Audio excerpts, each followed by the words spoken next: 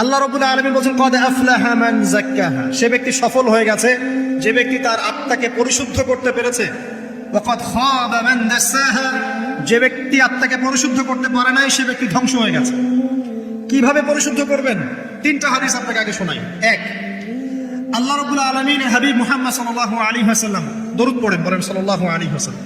তিনি বলছেন যে আল্লাহর এমন কিছু বান্দা আছে যারা জান্নাতে প্রবেশ করবে যাদের অন্তরটা হবে পাখির মতো নরম। কার মতো? পাখির। একটা হাদিস শুনলেন। দুই নম্বর হাদিস, আল্লাহর রাসূল সাল্লাল্লাহু আলাইহি ওয়াসাল্লাম বলেন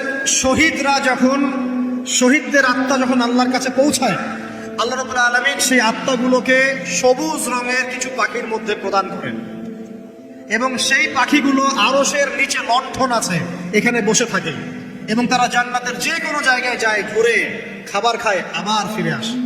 আল্লাহ পাক তাদেরকে বলেন যে তোমরা কি চাও, তোমরা কি চাও? শহীদরা কিচ্ছু বলতে পারে না।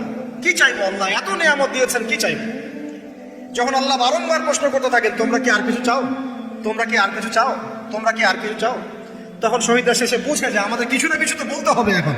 তখন তারা বলে হে আল্লাহ, আমরা আরো একবার পৃথিবীতে যেতে চাই এবং তোমার পথে জীবন দিয়ে আবার ফিরে আসতে চাই। আল্লাহ পাক বলেন এই সুযোগ তো আর নেই, অতএব তোমাদের আর কিছু চাওয়ার নেই, তোমরা এখানেই থাকো।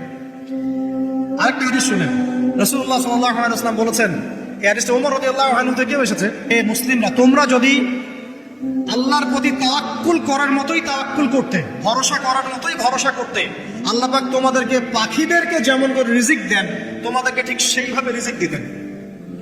তোমরা কি লক্ষ্য করো না যে পাখিরা খালি পেটে বের হয়ে যায় বাসা থেকে সকালবেলা এবং সন্ধ্যাবেলা ভরা পেটে বাসায় ঢোকে?